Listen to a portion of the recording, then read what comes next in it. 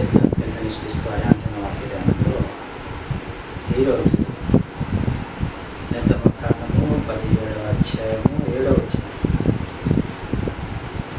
అప్పుడు ఇశ్రాయేలీయులు చేసిన వాదమును బట్టి యెహోవా మన మధ్య ఉన్నాడో లేడో అని వారు యెహోవాను శోధించుటను బట్టి అతడు ఆ చోటికి మస్సా అనియు మెరీబా అనియు పేర్లు పెట్టండి.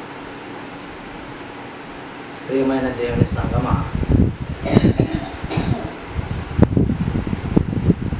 ఐగుప్తులో ఇశ్రాయేలీయులు కఠిన బానిసత్వము నుండి వారు వెట్టి చాకరీ చేస్తూ శ్రమలు అనుభవిస్తూ బాధలు అనుభవిస్తూ ఉన్న సమయంలో అట్టి పరిస్థితుల్లో హషెం వారికి వారు వేదనతో బాధతో ప్రార్థన చేయగా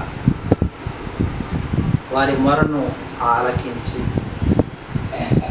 వారి పితరులకు చేసినటువంటి అబ్రహాము, ఇస్సాకు, యాకోబులకు చేసినటువంటి ప్రమాణమును జ్ఞాపకం చేసుకొని మోషే గారిని ఏర్పాటు చేసి ఆ కఠిన బానిసత్వం నుంచి వారిని విడిపించి అనేక అద్భుత కార్యాలు, ఆశ్చర్య కార్యాలు జరిగిస్తూ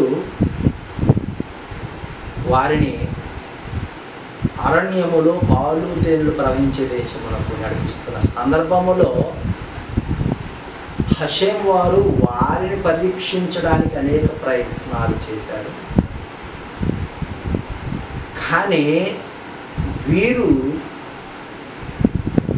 వాళ్ళని రక్షిస్తున్నటువంటి తండ్రిని పరీక్షించాలనుకున్న సందర్భము ఇప్పుడు మనం చూస్తూ ఉన్నాం.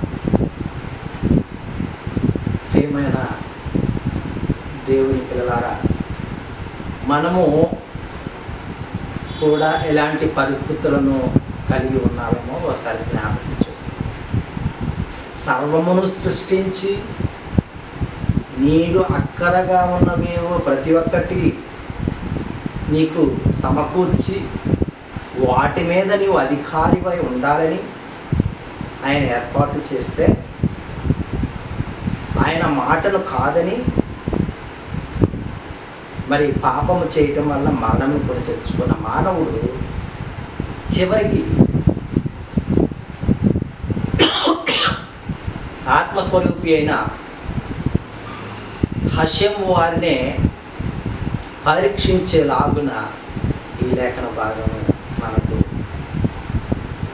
తెలియజేస్తూ ఉన్నది. ఎందుకు వారు ఆ విధంగా పరిశోధన చేస్తున్నారు, పరీక్షించాలనుకుంటున్నారు, దేవుడు ఉన్నాడో లేడో అని తెలుసుకోవాలనుకుంటున్నారు. అంటే మొదటి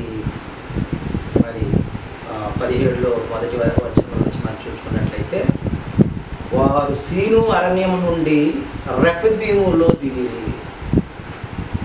సీను ఎడారి నుండి రెఫదీములో దిగంగలానే అక్కడ వారికి దాహమయ్యగా అక్కడ నీరు లేకపోవటం వలన వారు మరలా మోషే గారి మీద సనుగుకున్నట్లుగా మనము అధ్యాయం చూస్తున్నాం.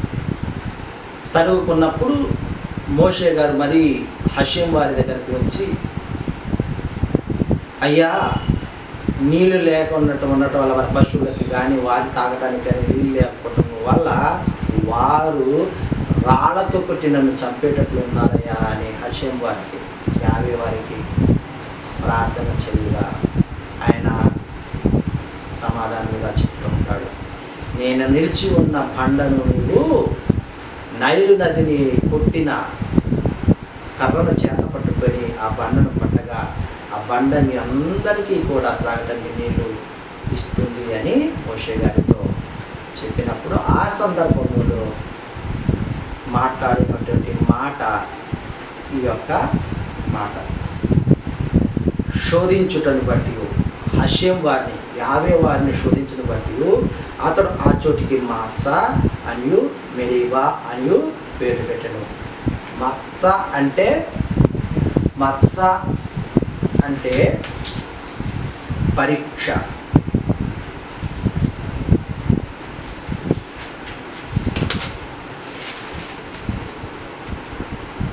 అంటే పరీక్ష శోధించుట. మెరీబా అంటే వాదం పెట్టుకోవటం, లేదంటే గొడవ పడటం, మోషే గారి మీద గొడవ పడటం. కాబట్టి ఆ విధముగా మరి హెబ్రీ పేర్లు ఆ యొక్క చోటు పెట్టినట్లుగా మనము ఈ అధ్యాయంలో చూస్తూ ఉన్నాం. మనకు అన్నీ చేసినటువంటి దేవుడిని మనం పరీక్షించవచ్చునా? ఈనాటికి మనము ఆ విధంగా పరీక్షిస్తున్నామా? ఒకసారి ఆలోచన చేయండి. ఎందుకనంటే మనకు ఆయన సర్వము చేయగల శక్తిమంతుడు. అలాంటి దేవుడిని మనము పరీక్షించగలమా? ఎంతవరకు మనము ప్రార్థన చేయాలి, సహవాసం చేయాలి, ఆయన మాటని వినేవారిగా ఉంటే మనల్ని ఆయన ఉన్నత శిఖరాలకు తీసుకువెళ్తాడు, ఆశీర్వదిస్తాడు, స్వస్థతను అనుగ్రహిస్తాడు, హెచ్చిస్తాడు, మనల్ని గణపరుస్తాడు ఈ లోకంలో. కాబట్టి ప్రియ దేవుని సంఘ బిడ్డలారా, ఇశ్రాయేలులు మాటి మాటికి మోషే మీద సనుకున్నట్లు మనము కూడా మన మధ్య ఉన్న సేవకునికి, బోధకులకు, లేకుంటే ఎవరైతే ఆయన వాక్య పరిచర్య చేస్తూ ఉన్నారో, ఆయన వాక్యాన్ని బోధిస్తున్నారో వారిని మనము పరిశీలిస్తున్నామా? ఒకసారి జ్ఞాపకం చేసుకోండి దేవుని బిడ్డలారా. జ్ఞాపకం చేసుకొని తిరిగి మనము ఆ దేవుని యొక్క మాటను విని ఆయన పరిశోధించక ఆయన చెప్పినట్లు చేసినట్లయితే మనము ప్రతి ఒక్క పరిస్థితి నుంచి మనం బయటపడగలమని మరి లేఖన భాగం ద్వారా మనం తెలుసుకుంటూ ఉన్నాం. మరి ఆ విధముగా మన ప్రయత్నములన్నీ సఫలమవునట్లు మనము హషేం వారి తట్టు తెలుగుదుముగాక. ఆమేన్.